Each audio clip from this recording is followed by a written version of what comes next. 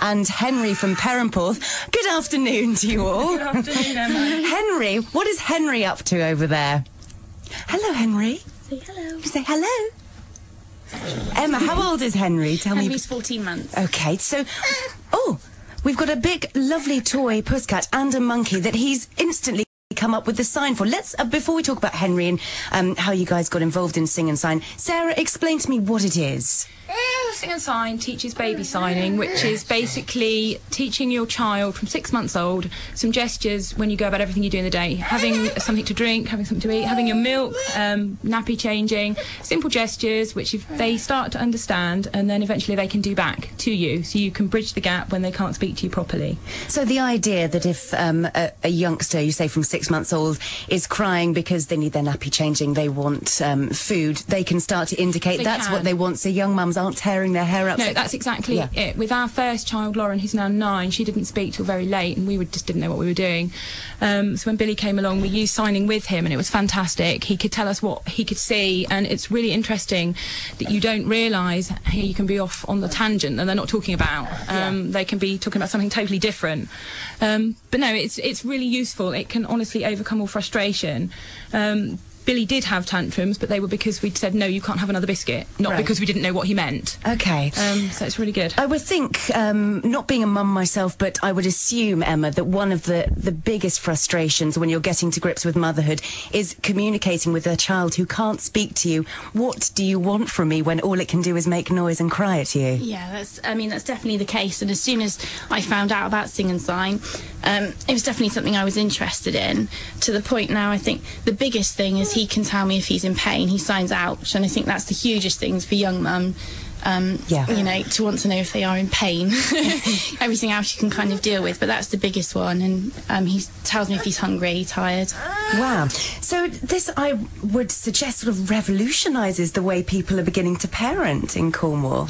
Yeah, it should do. I mean, if you listen to your children and what they're telling you, then definitely it makes life a lot easier. Incredible. So how does it actually work, Sarah? How do you train a child to make a sign for what they want? Is it similar to training a puppy? It can be. You can do it. You can train dogs the same way, actually. But what you'd start is 6-month-old baby. Every time you offered some milk, you would do the sign for milk, which is open and closing your fist. Yeah. And you would, every time you said the word milk, do you want some milk? You do it. You're having your milk. You'd keep doing it, and eventually they start to realise what it means. Yeah. So when you offer milk, they'll look for it, or if you're breastfeeding, they'll look at you, and then after a while they can do it back, and then they can ask for it. They can come up to you and they can say what they want. If you're holding them, they can do the sign for milk, and you know, oh, they want milk. It's incredible. It really is. It's not rocket science, but when you think about it, it makes sense to do it. It does make sense. So Henry's adapting very well, is he? Yeah, he started signing at about 10.5 months.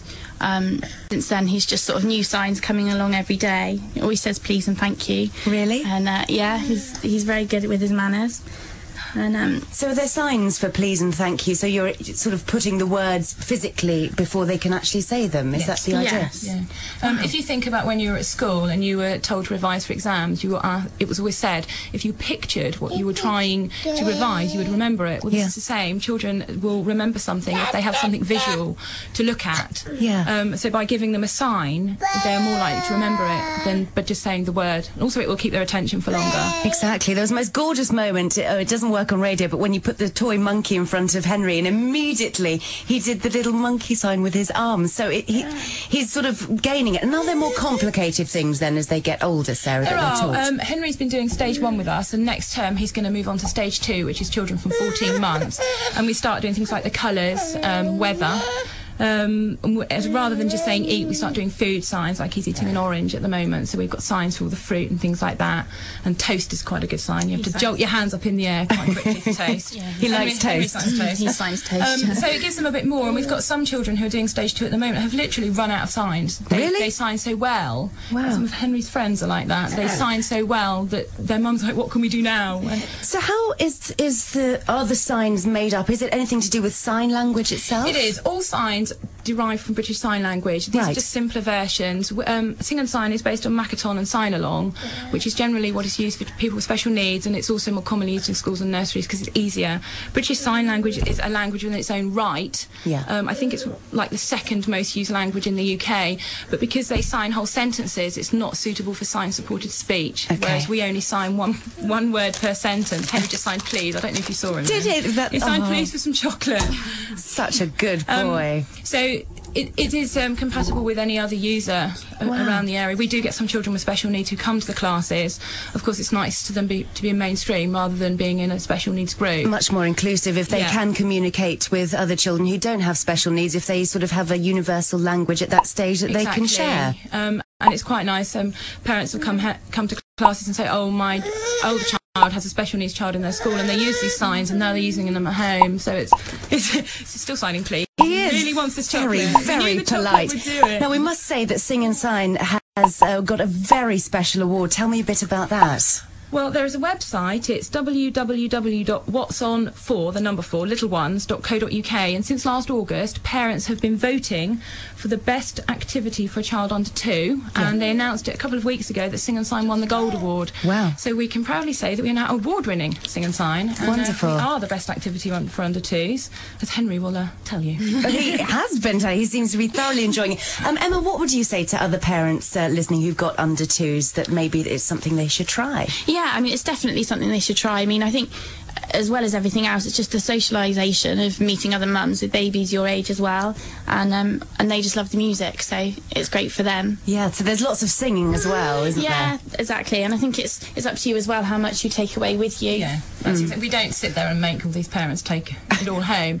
The hour class, we sing and sign for like 30 to 40 minutes, and it's all singing, and there'll be nursery rhymes that obviously like Emma will know when she comes along, and there are songs that are written for the programme about eating and drinking and things like that they're very easy to pick up, but you get out of it as much as you want to. You can do every sign we speak about, or you can just pick up one a week, and that's fine. You know, you take as much as you want to from it. Is Henry going to sing for us, do you think, Emma?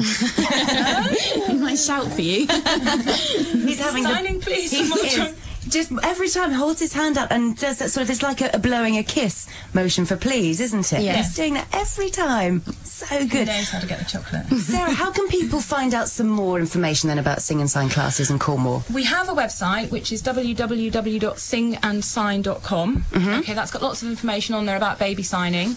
If you go to classes near you, and you can click on Cornwall, and that will tell you exactly what I'm doing at the moment, and all about the new term, and also about the award we've won. Yeah. And my phone number and email address is on there as well. Okay, that's great. Can I give out your number if people haven't got access to? You can. It's 01209 614 783. So find out some more information that really may make your life a lot easier for your young mum in Cornwall. Thank you all so much for coming in. It's been lovely to see you. Say bye-bye, Henry. Say bye. Bye.